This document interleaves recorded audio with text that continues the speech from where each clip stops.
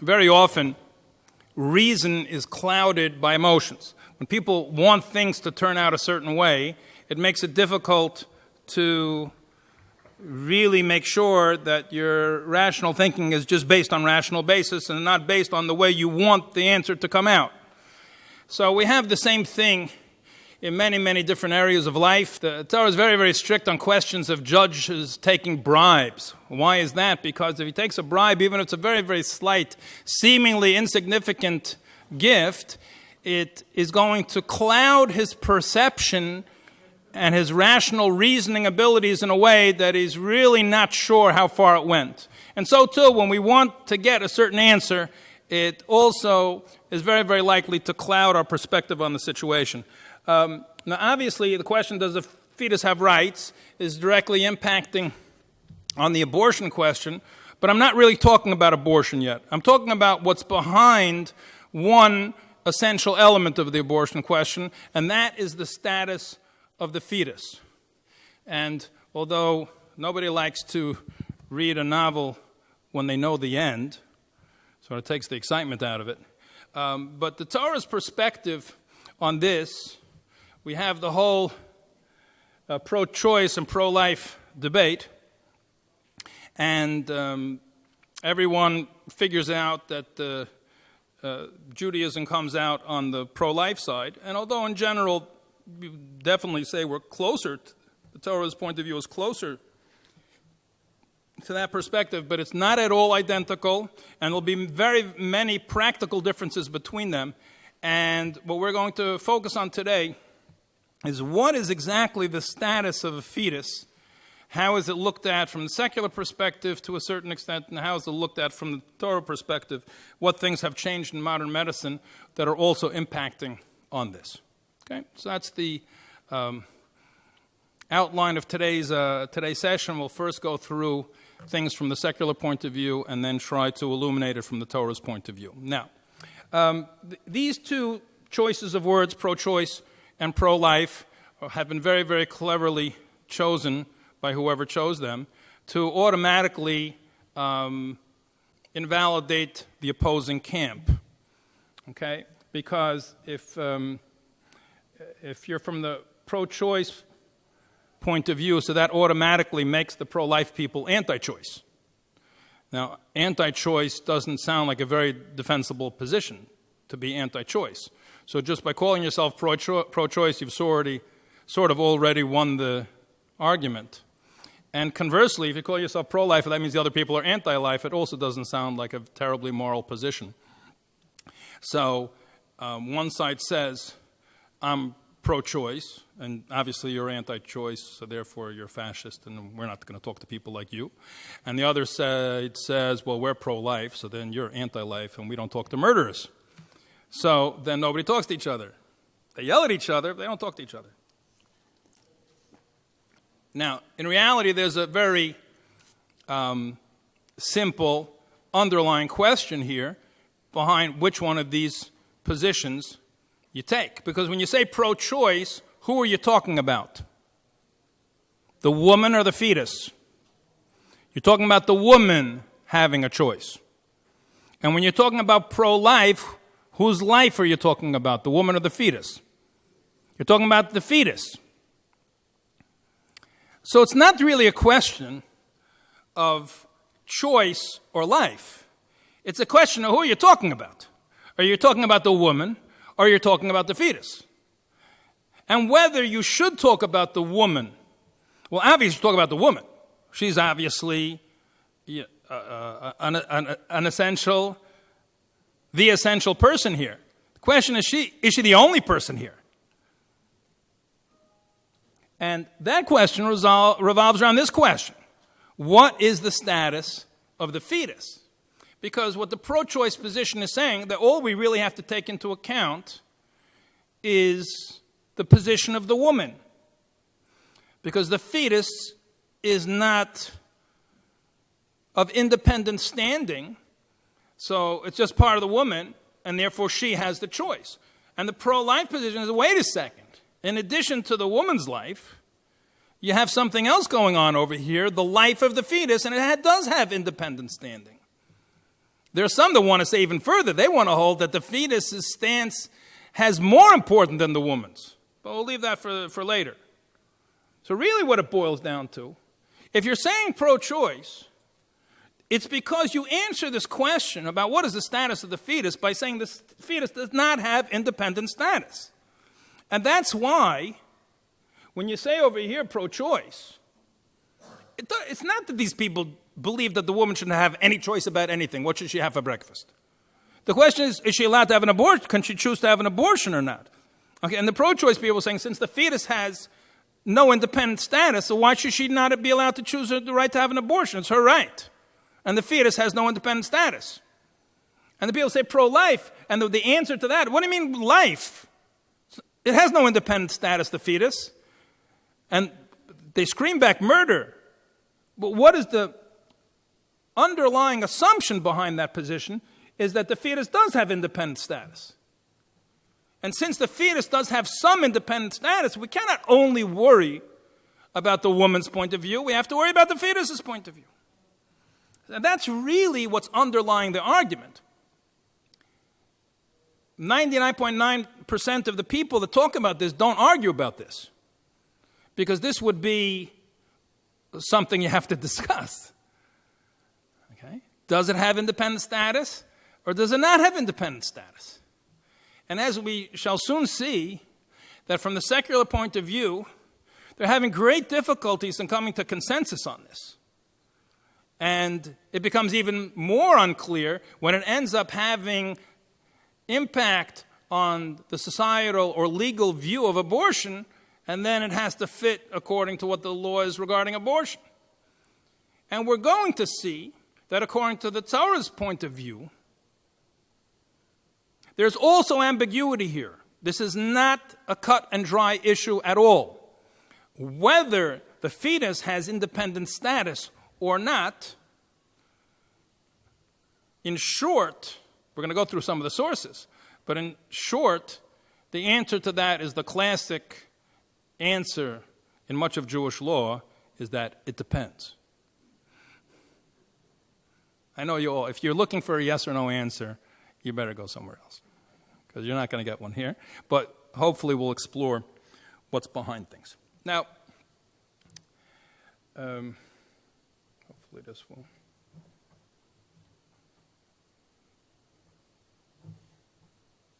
We're being uncooperative here. Okay. Here's a not so well-known declaration from the United Nations General Assembly from 1959 when they made a declaration of the rights of the child. And I'm not doing this because I'm trying to politicize or utilize the UN. I'm just trying to illustrate how in society there are certain elements of ambivalence in answering this question about what is the status of the fetus and does it have independent status or not. So in the preamble, this is just one paragraph out of the whole declaration, where it says it's adopted, whereas the child, by reason of his physical and mental immaturity, needs special safeguards and care, including appropriate legal protection before as well as after birth. Now, what does that mean? That the declaration is saying that you have to protect the child before birth. So, whether the child, we're not now yet talking about rights. This also touches on rights. Let's just talk about status. Does it have any independent status or not, according to this source? It would seem that it does. Okay? This is from what they would call in the United States youth protection. This is in England, Newcastle, their Safeguarding Children Board. Here's from their procedures on child protection. Okay? And this is section 17.4.2, making an unborn child subject to a child protection plan. And the procedure that youth protection is supposed to follow in order to protect an unborn child. What does that sound like? I'm from Canada. I'm originally from New York, but I live in Canada. So in the Canadian provinces, there's one province that actually has on the books of the Child Protection Act that explicitly indicating that for the purposes of child protection, fetuses are included. And it's the job of child protection to protect the interests of that unborn child. Okay? And this is something which I think is pretty much throughout England. Here's a similar one from Australia. This is child services, responding to child abuse, investigation of unborn children. Okay? If the information received by our department indicates the unborn child might be at risk of harm after they're born, so then you have to protect them even before they're born. Why'd they write that? Anybody caught that little nuance there? Not a nuance. If the unborn child is in danger, because it will be in danger after it's born. Okay, what does that enable them to exclude from child protection? Abortion. You know, imagine somebody's going to go have an abortion and they're going to call youth protection. I mean, that seems to be a youth protection case, right? Okay. What did we say before? That you have to protect the interests and prevent damage to the unborn child. Well, that's the case. How are you allowing the abortion? You have two interests in society which are directly in opposition to each other. You want to protect that fetus, yeah, but you have to allow abortion because the society allows abortion. So how do these two things fit together? What's behind this are different perspectives on the fetus. On the one hand, they want to look at it as having an individual existence and having some sort of status. On the other hand, it doesn't. We just care about the woman's existence. Yes? Question?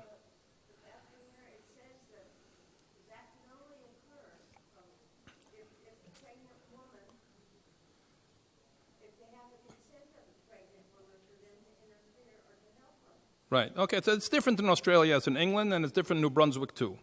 It's different in different jurisdictions. Okay. Let me just, at this point, go on to some of the issues where we see in the secular system where this has come to be litigated in the courts and what the courts have done about it. I can tell you about Canada. I was in the States is a bit different. Financial damages. There was a case of a woman in New Brunswick named Dobson, and she was in a car accident, and there was severe damage. She was pregnant, and there was severe damage to the fetus. Later on, the child was born, and there was a lawsuit against to get insurance payments for damages that were incurred in the accident. The question is, the mother was not hurt. Okay, the fetus was damaged. And in order to sue in court, so obviously the baby, after it's born, before it's born, it can't sue for sure, right? After it's born, it also can't. So there was a guardian, and the guardian sued because there was a tremendous need for medical care. The accident happened as a result of negligence, and there was a lawsuit that medical care should be paid for. What are the insurance companies saying? If you were the lawyer for the insurance company, what would you say? Who got damaged over here? Who got damaged? This child does not have legal standing to sue. The mother wouldn't have got any money because maybe she had anguish, but she didn't have damage personally from the injury. The fetus had damage. Now the fetus is born. Now that it's in need of medical care. Okay, and the lawyers for the insurance company said this individual has no legal standing here because the damage took place when it was not a legal entity. It was a fetus which does not have status in law. What did the court rule? So the insurance company was afraid of what would happen, so they made a settlement. The family was not happy with the settlement, so they put a clause on the settlement that said that in case the courts decide that the child does have the standing to claim damages, that there will be more damages and there'll be an additional settlement. So they agreed to a certain amount, but for the second amount, they waited from the courts. So the first trial court in New Brunswick approved the status of the fetus, the guardian, to sue, and said that it does have that degree of independent status. Again, it's not totally dealing with the abortion question here, because this was a fetus that got born. And you could make that differentiation. But the first court approved. It was appealed to the next level, to the Court of Appeals. The Court of Appeals agreed and said the damages should be awarded in spite of the fact that the damages were incurred before the fetus was born. And it got to the Canadian Supreme Court, and the Canadian Supreme Court reversed it. Because the Canadian Supreme Court said that legally the fetus is not a child, which we see from where? From the Abortion Act. So we see from the act, which in secular law allows abortion, shows that the child has no legal standing and therefore has no legal right to sue, and the case was thrown out. Okay? So, again, the bottom line was they were saying that the fetus does not have independent status. But you had a few courts before that said that it did, at least in that particular case. Okay? Murky enough for you? Let's make it a little more murky. Assault. How's that sound? This was in Ottawa. I'm bringing Canadian cases. There are similar cases in the States, but I'm more familiar with these.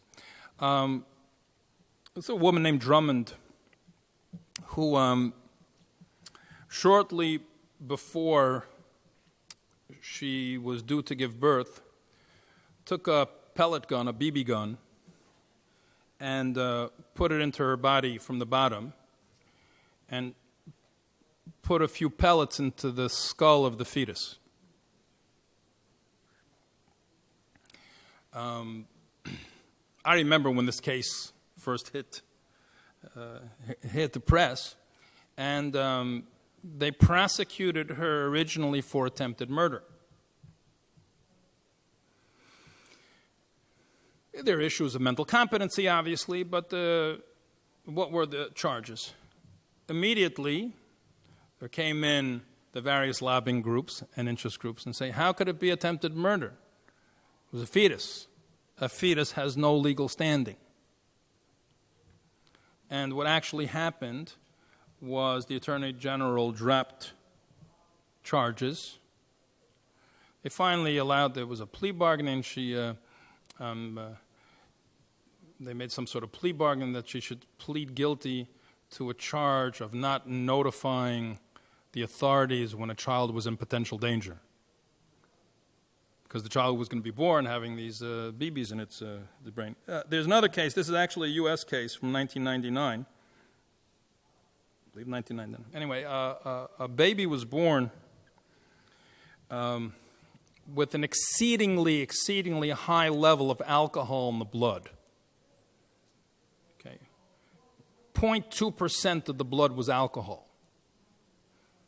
Okay, and they asked the mother what happened. She said, I decided I'm going to kill this thing. I don't want it anyways.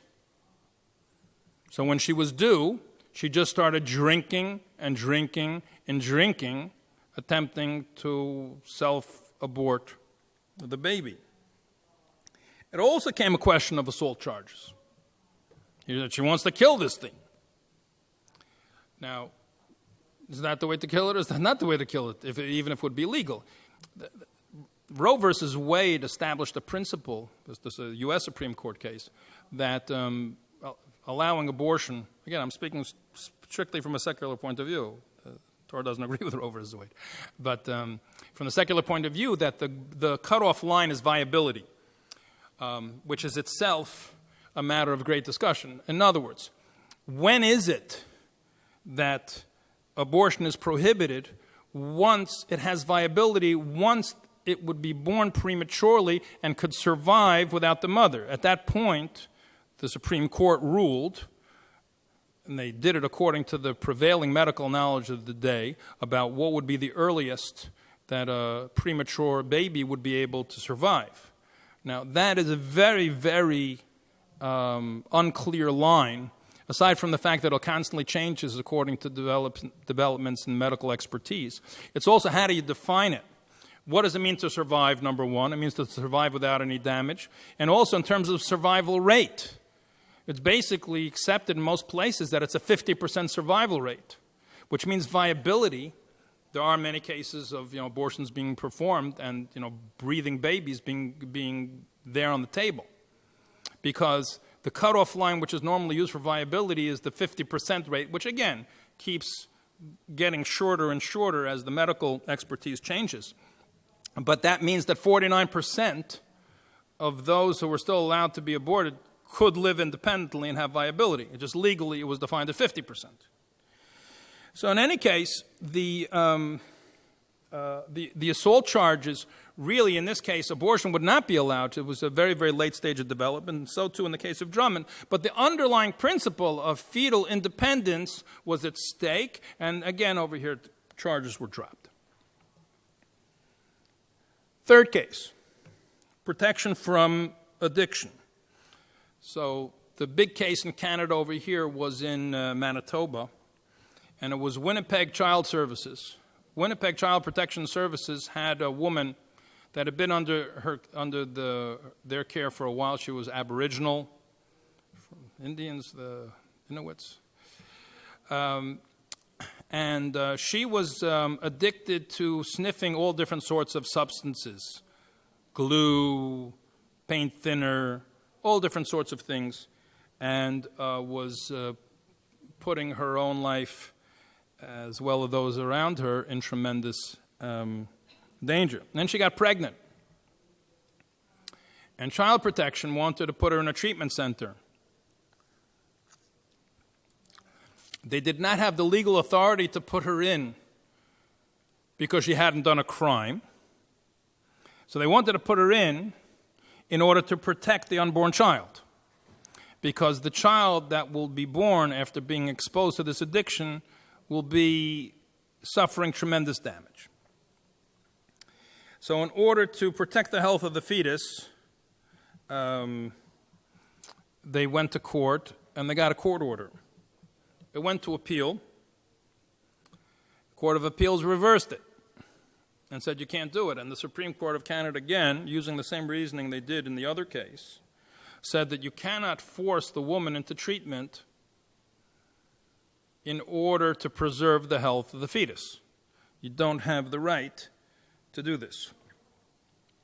So that's the overview. And you see that although the underlying position is really not so clear, and there is a desire to a certain extent on the part of society to protect the fetus, however, given that the underpinnings of the secular approach is that the fetus does not have its own independent identity, in general, the court rulings in the end reject the fetus's right to protection. There's another issue which is that of fetal pain. Does the fetus experience pain? Just a show of hands if you're anybody aware of what's going on in this field, medically, politically. Okay. There's a big war going on now in legislatures throughout the United States, as well as in the courts. There's a doctor, Anand. He has a very long Sikh first name, so they call him Sunny. Sunny Anand. In 1983, he revolutionized the field of neonate intensive care, because he was noticing that the newborn babies that were coming out of the ICU, when they would have surgery, when they would come back, they came back from surgery very often on the brink of death, much worse than when they went out to the surgery. He found changes in heartbeat. He started doing some tests on them. He said the skin color was poor, the breathing, the pulse. the hormonal levels were totally out of whack and abnormal. At that time in 1983, it was assumed that neonates do not have the neurological structures in place to feel pain. So when they would do surgery on neonates, they would not use anesthesia. And his hypothesis was that this is a stress response to the surgery. And the hormonal response that these tiny babies were showing matches the body's response to pain. And when he was looking at a number of different factors he looked at, and he says, to me, this looks like pain. So although the common procedure then was not to give anesthesia to these small babies, now we're not talking about fetuses anymore. So it's off topic, but you'll soon see why it's on topic.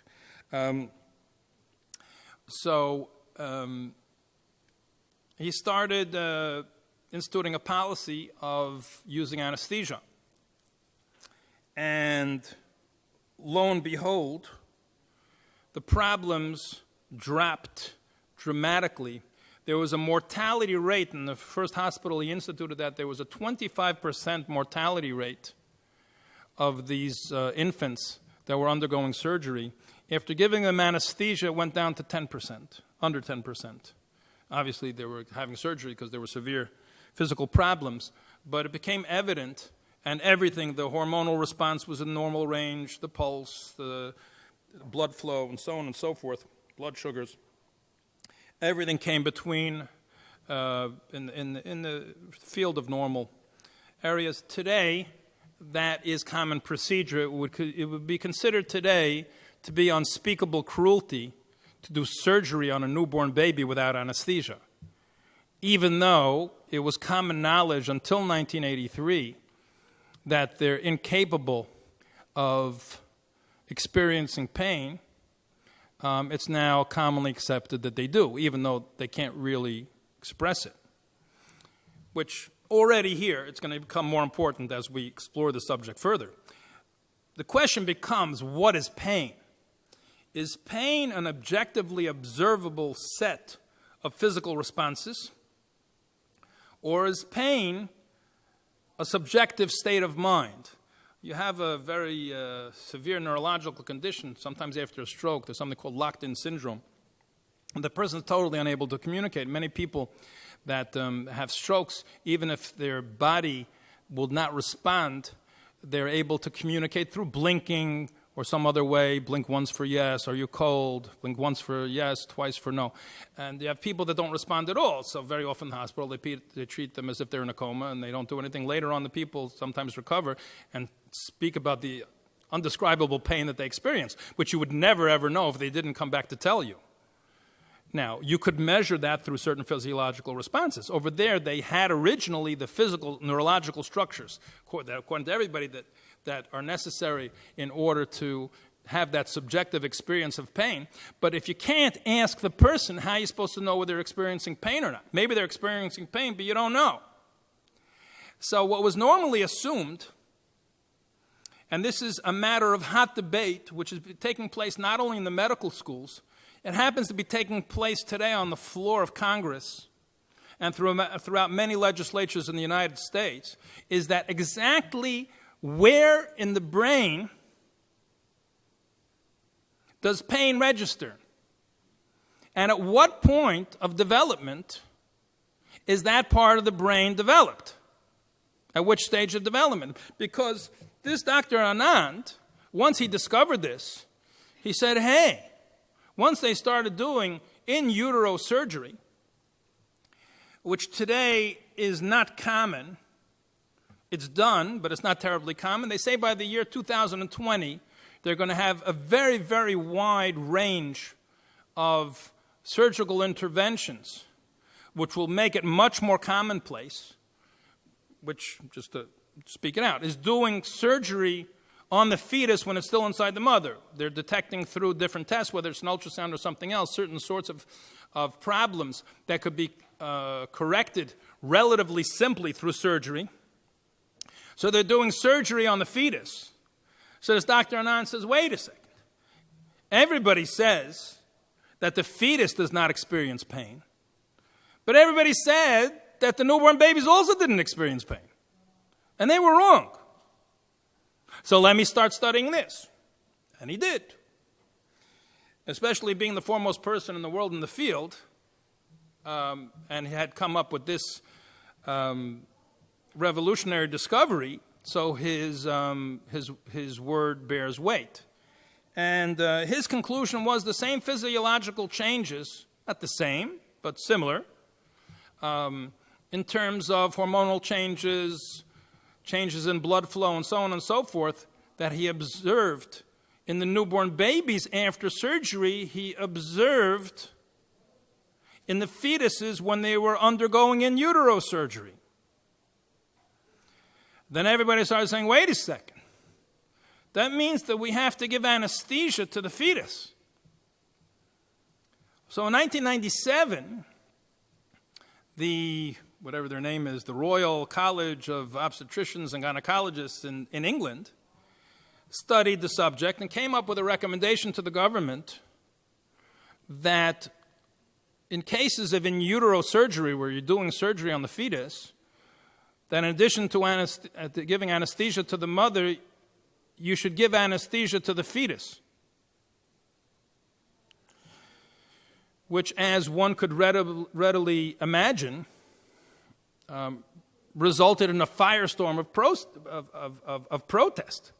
Because if you're giving, think this through now. If you're giving anesthesia to prevent pain in a fetus, because you don't want the fetus to feel pain, so then should you give anesthesia before the abortion? Okay? And you understand the cognitive dissonance which is now going on. You're worried about subjecting the fetus to pain, and you're not worried about the abortion? In other words, let's go back to our original question. Does it have an independent status or not? Okay? So, if you're worried about its pain, so what are you saying? You're worried about its independent status, or you're not worried about its independent status? Obviously you are. So what's happening now, so the pro-choice lobby just looks at it as another technique to try to push the pro-life, anti-abortion agenda, whatever you want to call it. And it very well might be politically in that sense. But what they've done, there are now, I believe, 10 states that have a law that says that if you're doing surgical procedure after 20 weeks, you have to have anesthesia. And if there's going to be an abortion after 20 weeks, then there has to be anesthesia. 20 weeks gestational age. Now, exactly where you draw that line is also a matter of hot debate. So you can look in the congressional record and see all the testimony. What happened yesterday, I started my talk saying that there was just a decision yesterday. Arizona just passed a bill of this nature. There's a generic name. You have the Unborn Child Pain Awareness Act. Unborn Child Pain Awareness Act. Okay, there are 10 states now that have passed such laws. I'm not sure about all of them, but I know Nebraska and yesterday Arizona are now under court order not to implement the law. The law was passed, but its constitutionality was challenged, because how are you forcing people to take into account the feelings of the fetus? This is against Roe versus Wade, and it's an invasion of the woman's right to privacy and so on. So this is going to eventually be brought up in the courts as well. Complicating the issue is that there's a very, very hot scientific debate about whether, number one, are fetuses capable of feeling pain? Number two, which are the physical structures necessary in the brain in order to have a subjective feeling of pain? Which is obviously nobody has any way of knowing that. But which better match the physical indicators of pain, such as hormonal response and things of this nature? Together with that goes another line which says that the environment within the uterus, that the fetus is experiencing, there are certain other hormones that are there which act as a sort of anesthesia itself. So maybe, although normally there would be different sorts of pain, then nevertheless it's perhaps not experiencing it because of these other factors which exist in the womb. As one of the opponents of this bill, a certain doctor in England, put it, he says, when you have a horse that's pregnant, when a newborn horse starts running around. So the question is, why is the horse not running around inside? Okay, it doesn't have enough room. We understand that. Okay, but as any pregnant woman will tell you, the baby kicks around some. But it kicks around some, but it's not, running the Kentucky Derby either.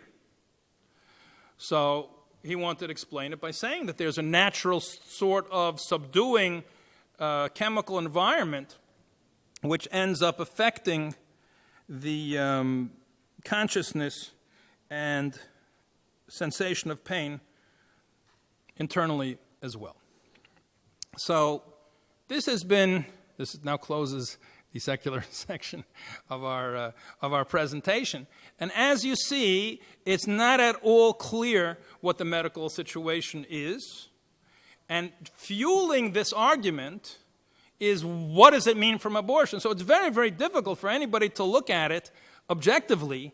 I believe, and this is what happened, by the way, the doctors in England retracted a few years later, saying they reviewed the evidence and they say that it doesn't, they thought it does experience pain. Now they decide it doesn't experience pain.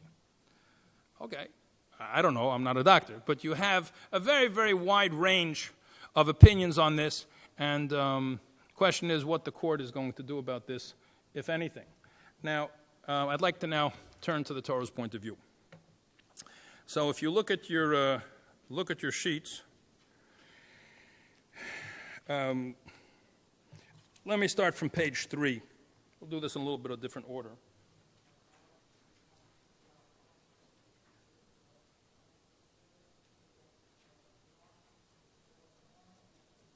We'll just leave it to that, not to...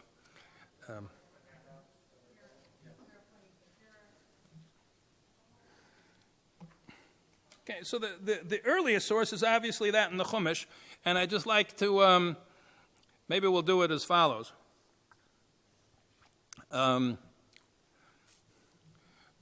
If you'll all indicate with your thumb after the, this is not the Talmudic thumb now, you indicate with your thumb afterward, do you think that the fetus does have, yes, has independent status, or it does not have independent status, or it's somewhere in the middle?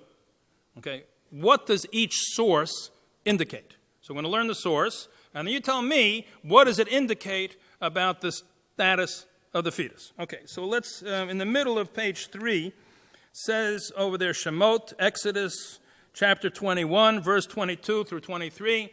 This is the clearest source we have in the 5 books of Moses. What does it say? So it says, if men strive together, it means they're fighting, and hurt a woman with child, it means a pregnant woman, so that her fruit depart, which means she lost the baby. They ended up somebody struck the pregnant woman, and she lost the child. And yet no harm follows, which the Talmud explains that the woman herself was not hurt. However, he caused, through striking the woman in the middle of the fight he was having with the other man, the woman somehow got in the middle, and he struck her too and caused her to spontaneously abort. So now, is he called a murderer? Is he not called a murderer? What happens? He shall surely be fined and pay as the judges determine. Okay? But if any harm follows, which the Talmud explains means that if he killed the woman, you shall give a life for a life, it's capital punishment. So if the fetus's existence was ended, there's financial damages that were paid. If the woman's life was lost, then there's capital punishment. So what do you think this says? A show of thumbs, please. Does this source say that it has no independent status? It has yes independent status? Or it's in the middle? Show of thumbs, please. Can I see everybody's thumbs? Looking over here. Okay, we got all three categories. Okay, so somebody says thumbs down, because when a thumbs down person, please explain why they say that. Yes?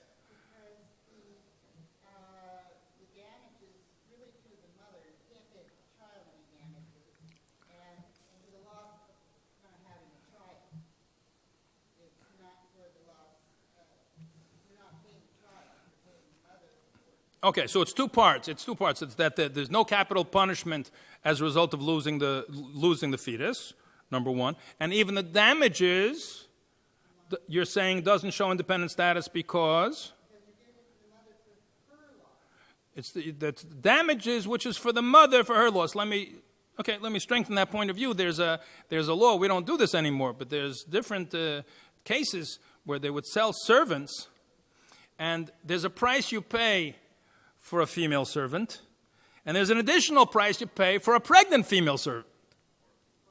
A pregnant female servant, because she's going to have a baby too. Now, it's not double price, okay, but there's an additional, if you want to call it in that case, value, so to speak, to the woman because she's pregnant. A thumbs up person? Thumbs up person? We had thumbs up here. No, who wanted to say that we have from here that it's independent status? No, somebody? Where did you all disappear? Yes. I'll take your question in a second. Let me just sort of clarify the opinions. Somebody, a thumbs up? No? Nobody wants to? We made it so strong. This is the way it works when you're learning Talmud, by the way. First, it all looks like this. Then it all looks like this. And then you go and you find out what's really going on. Okay, so I'll say the plus. That you're obviously taking into account to a certain extent the status of the fetus. Okay? Whether that gives it independent existence as a human being, not. But does it have some sort of status? Okay? So one could argue not, that it's only part of the mother. One could equally argue that it had some value, otherwise the Torah wouldn't put it in a fine. Okay? Maybe that's why the people are in the middle. You wanted to... There's a value to my body. Doesn't give it a status of any type of life. That's true. We're not saying, we're talking about independent status again. That the independent status is that of a life, or independent status of all. One could argue from the thumbs down side that if you damaged her kidney, it would also be damaged. But clearly over here, the Torah is differentiating between the value of the damages to her, which you wouldn't need a separate verse for. Anytime you damage somebody, let's say you get in a fight, you give somebody a black eye, you have to pay damages because you damaged a part of their body. It's giving over here another category of damages which would evidently not be covered by that. But it definitely is more towards the thumbs down side. That there's no question about. Yes?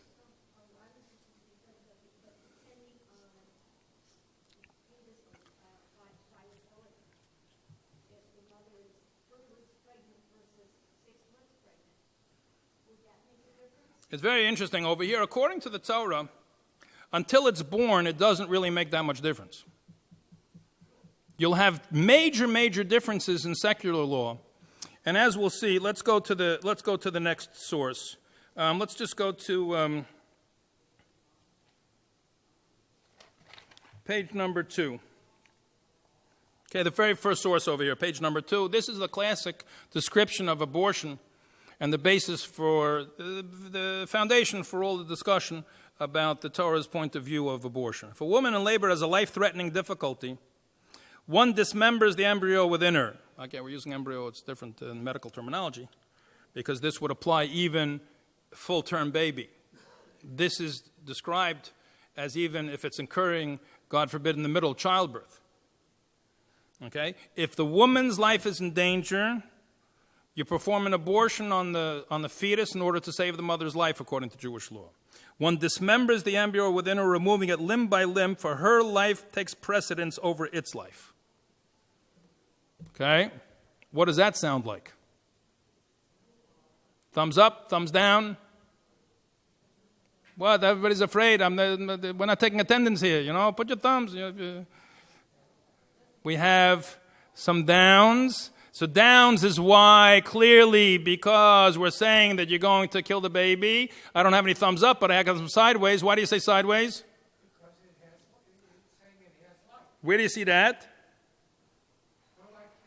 Yeah, her life. In Hebrew, chayaha. The chayav, excuse me. The chayah is the mother. Kaid mim l'chayav. It's a very curious statement, because normally we say, le'deichen nefesh, and deichen nefesh mipnei nefesh. You can't kill somebody else to save another person. On the other hand, you're saying that there's some life here, but it's not the same status as the life of the mother. It's an independent status. Next line. But once the greater part of its head is emerged, it may not be harmed, for we do not set aside one life for another. That's the dividing line where Torah, at what point is the baby called born? Okay. Before the baby is born, it's a question of abortion. After the baby is born, it's a question of murder.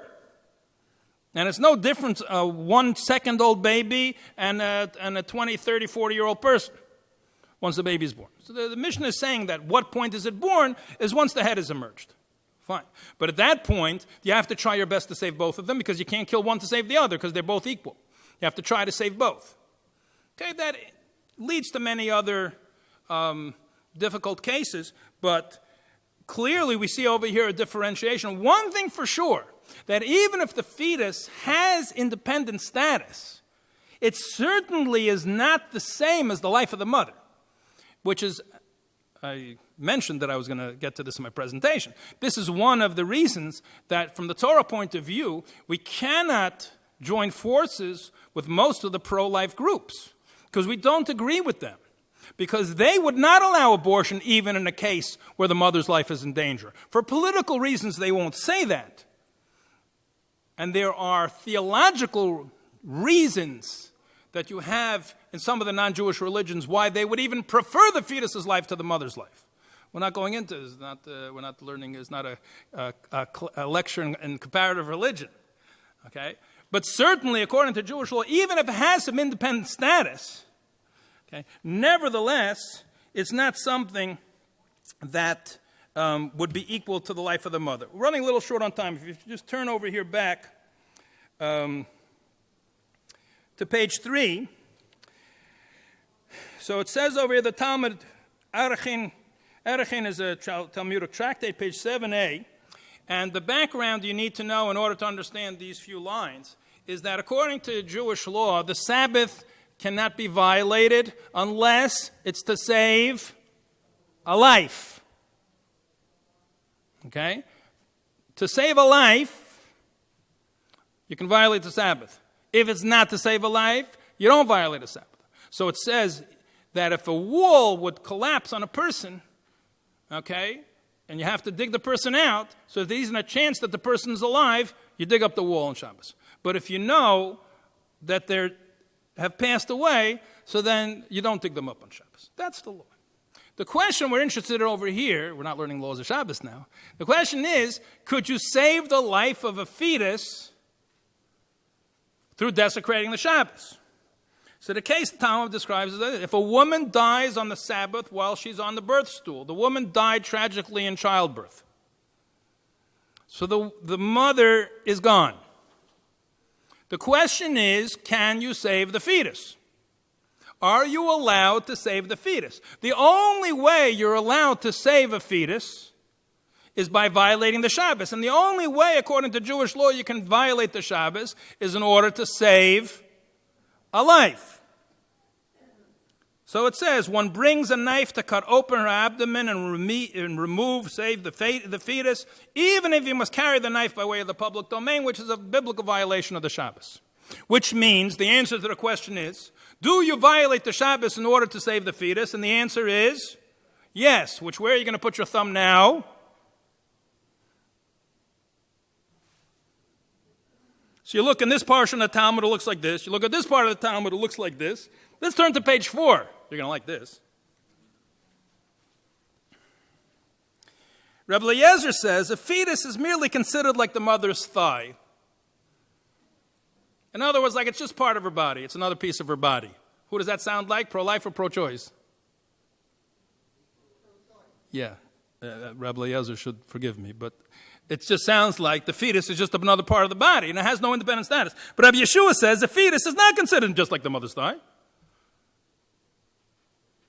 We have a disagreement in the Talmud. Now, the fact is, this is not talking about humans, it's talking about animals, and one could differentiate this passage in the Talmud. But one thing we see very, very clearly is that it's not clear. Turn to page 2 again. I'm sorry I'm doing this out of order, but I think it'll be clear this way. Talmud and Sanhedrin. Antoninus was the famous Roman ruler who had, this was shortly after the destruction of the temple, and it was the time of Rabbi Yehuda Nasi, who was the one who wrote down the Mishnah, and they had a very close relationship. So Antoninus asked Rebbe, when is the soul placed into man? Is it from the moment of conception or from the moment of the embryo's formation? Okay, he was talking over there about the formation in terms of being certain physical characteristics. Whole debate about exactly when, but the question was, is the time of conception or the time or later on? Rebbe said from the time of formation. Antoninus said to him, can a piece of meat remain for 3 days without salt and not become putrid? In other words, it didn't have any life in it, it wouldn't be able to survive. Rather, it must be from the moment of conception. Rebbe remarked, this matter did Antoninus teach me, and Scripture supports him, for it's stated, and your attention, the word in Hebrew is pekudoscha. Pekuda is the same word in Hebrew for conception. Your pekuda, the conception, Shomra Ruchi, has guarded my spirit, Ruchi, that the verse indicates that the soul comes in at the moment of conception. Now I know it's late, and soon I'm going to get the hook. So let me try to put this together for you in some sort of, put together the Torah's point of view in some sort of understandable form. According to the Torah, life is the presence of a spiritual entity in a physical entity. In general, the soul and the body. So we have such a thing. We have such a thing as a soul which is not in a body. According to Jewish law and tradition, the soul exists before the baby is born, and after the person finishes their 120 years, so then the soul exists in a spiritual realm. Gan Eden. But at that point, either before or after, it's not called life, because the soul is existing without a body. It's not in a physical form. Once the soul comes into a physical entity, that is what the Torah calls life. Now, how does that happen? According to the Torah, it happens in stages. In other words, at the moment of conception, so there's a joining, the sperm and the egg, there is a physical entity which is later going to grow into someone like you or me. Okay? Doesn't look like anything. Okay? A couple of cells, and 2, and 4, and 8. Okay? And until it reaches the moment of formation, it's going to be lacking basic physical structures. But there is somewhat of a physical entity, and there's some early stage of the soul coming in. But it's only a beginning. As the body develops in the stages of pregnancy, additional unity and revelation of the soul within this body happens. The major point at which this happens is at the moment of birth. And then we call it a life. But until that point, it has elements of a life, and it's lacking other elements of a life. And that's why you have your ambiguity in the sources. Because when we look at one perspective, in certain cases, even in Jewish law, we'll say that it's not a life, because the soul has not been completely revealed within the body. But as far as other things, we'll say, well, partially the soul is within the body, so to a certain extent it's a life, but not the same as the mother's life. And that's why, when we'll ask, are you allowed to do an abortion? And we say as follows. If the mother's life is in danger, is it a life? It's not like the mother's life, so you have to do the abortion. But we say if you don't have a danger to life and health, so at that point is it called a life? We say it is a life. So make up your mind. Is it a life or is it not a life? The hook is coming. Where's your umbrella? Is it a life or is it not a life? So the classic Jewish answer is, depends. Or if you want to say, is it a life or is it not a life? So we say yes. Yes what? It has elements of both. And it's very fascinating that we find this essential truth of the Torah, something that the secular world is grappling with, and medical technology, and specifically the latest advances in medical technology, are thrusting this into human consciousness and forcing the legislatures and the courts to deal with it. And to say that the Torah comes out clearly on one side or the other, I think we've all exercised with our thumbs over here that it's not as clear as we would like it to be. Thank you very much for your patience. If you like that video, hit the subscribe button and notification bell below for hours of the best Jewish content online.